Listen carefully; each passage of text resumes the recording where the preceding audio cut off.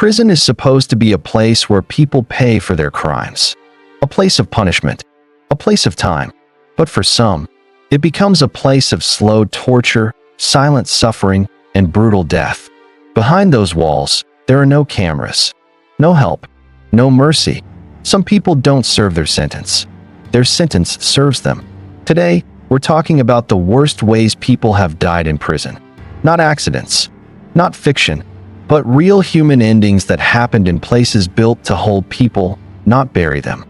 Welcome to Humans Are Whack. Now let's begin. When Darren, name changed for sensitivity, was sentenced to prison, he thought the worst thing he'd face was time. He was wrong. Darren was small, quiet, and clearly didn't belong in the violent world he was sent into. From his very first week, other inmates noticed it.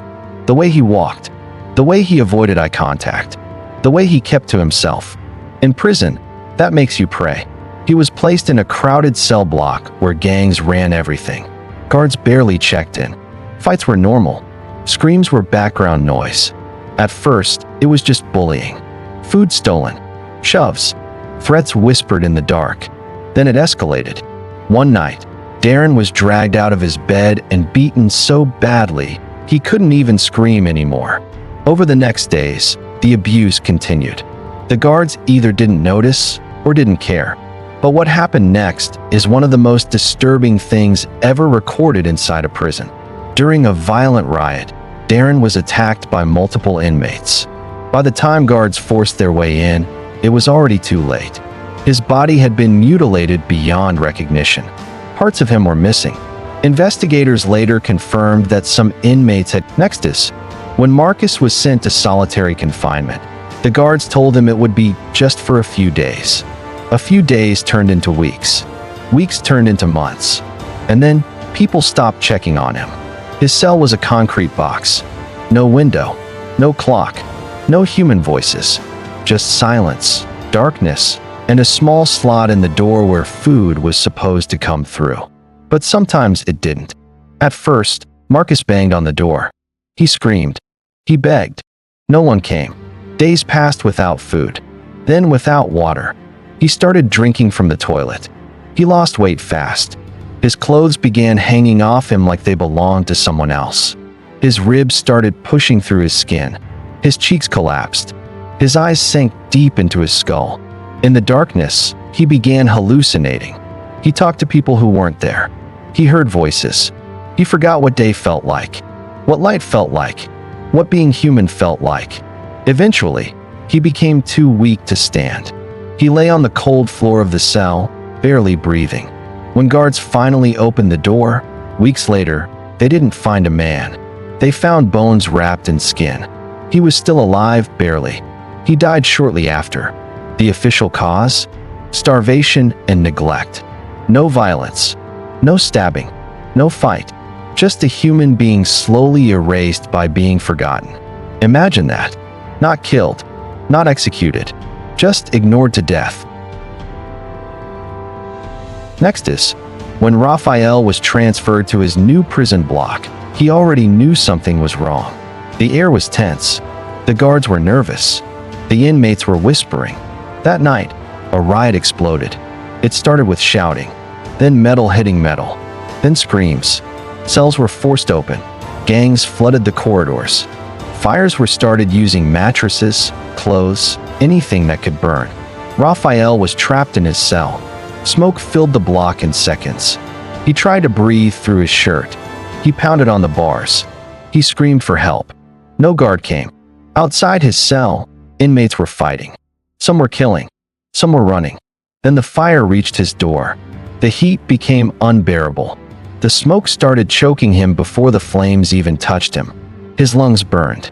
His vision went black and white. He collapsed near the bars. And then the fire came inside. His clothes caught first, then his skin. Witnesses later said they heard screaming that didn't sound human anymore. By the time the riot was under control, his cell was a blackened box. They found what was left of him fused to the floor. Cause of death? Burns and smoke inhalation. Not in a battlefield, not in an accident. Locked in a cage and cooked alive. If stories like this make you realize how fragile life really is, subscribe to Humans Are Whack. We tell the stories nobody wants to talk about, but everyone needs to hear. Like the video and comment where you're watching from. Derek wasn't supposed to die that night. He was in protective custody, the place they send inmates who are already marked for death. But in prison, paperwork doesn't stop violence. It started when 2 inmates were mistakenly let into his unit during a shift change. No cameras in that corner. No guards in sight. They walked into his cell like they were just coming to talk. They weren't. One of them pushed him onto the bed. The other pulled out a plastic bag. No stabbing. No blood. No noise. Derek fought. But panic eats oxygen fast. The bag tightened around his face. His arms flailed. His legs kicked the wall. Within seconds, his strength faded. Within minutes, his body went still. They held the bag there even after he stopped moving, just to be sure. Then they laid him back on the bed and walked out like nothing happened. When guards found him during count, his face was blue and swollen, eyes frozen wide open. Cause of death: asphyxiation. No witnesses, no screams, just a man silenced inside a locked room. Marcus had been in prison for 3 years. That night, he just wanted to take a shower and sleep. He walked into the communal bathroom with his towel over his shoulder, nodding at a few inmates like always. He never walked back out. 2 men followed him in. They waited until the guards passed. Then one of them jammed the door shut. The other grabbed Marcus from behind and slammed him against the wall. Before he could even scream, they forced him under the shower head. But this wasn't a normal shower. They had already turned the water to maximum heat. Prison hot water systems don't have the same safety limits. The water came out near boiling. They held him there. His skin started to blister almost instantly. He screamed. He begged. He tried to push away. They didn't stop. They took turns holding him down while the water cooked him alive. When they finally let him go, large parts of his skin were peeling off. He collapsed on the floor, shaking. By the time medical staff arrived, his body was in severe shock. He died later that night from massive burns and organ failure.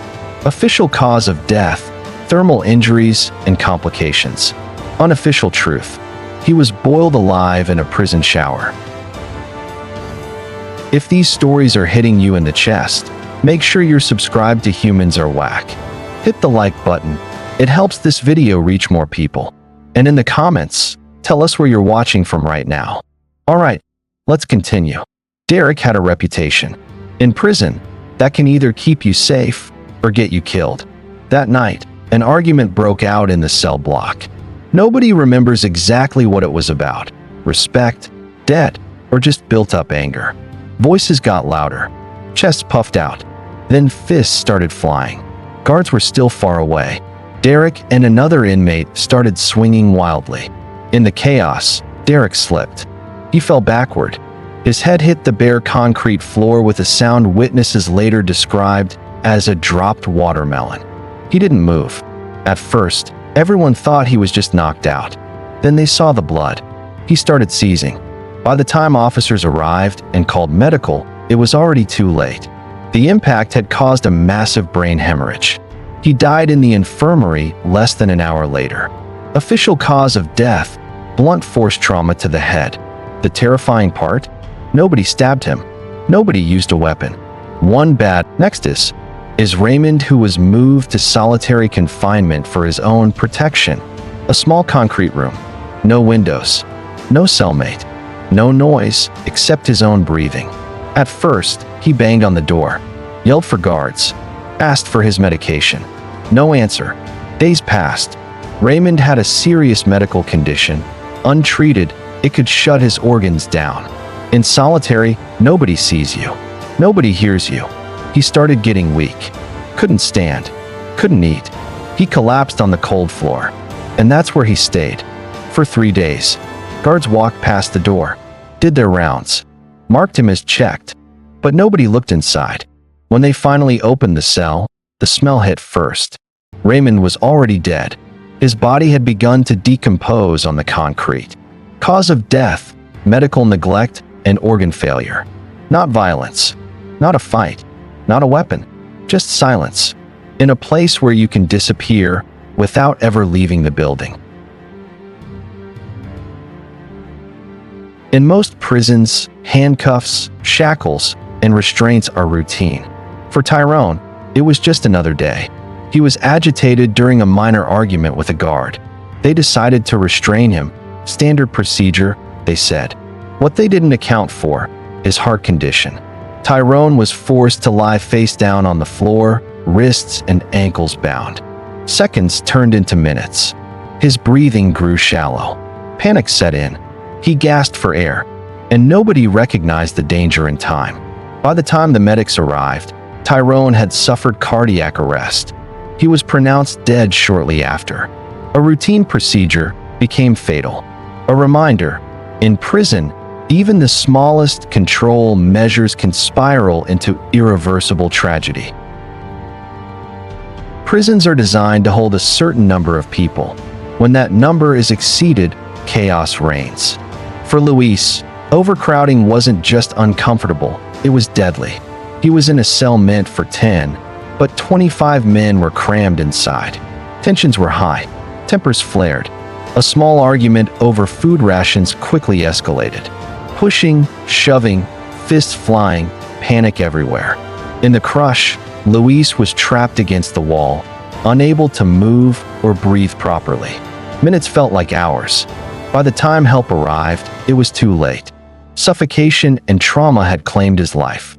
A stark reminder, when prisons are overcrowded, every small spark can turn deadly. Sometimes, desperation drives prisoners to take extreme risks, and some pay the ultimate price. Marcus, serving a long sentence, believed he could escape through a ventilation shaft. It seemed simple at first, a narrow crawl through metal grates, an invisible path to freedom. But the shaft was rusted, unstable, and poorly maintained. Halfway through, a beam gave way. Marcus fell several meters, hitting the concrete floor below. The fall wasn't survivable. He died instantly, alone, his last moments a mix of hope and horror. His story is a chilling lesson. In prison, one desperate choice can become fatal in seconds. In the end, these stories remind us that prison life can be deadly in ways most people never imagine.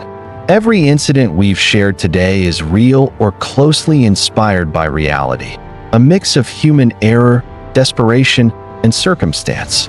Before you go, like this video, share with friends who love true crime, subscribe to Humans Are Whack, comment where you're watching from, and what time it is right now. Turn on the notification bell so you never miss another intense story. Stay safe, and remember, the human mind and circumstance can be deadly when pushed to the limit.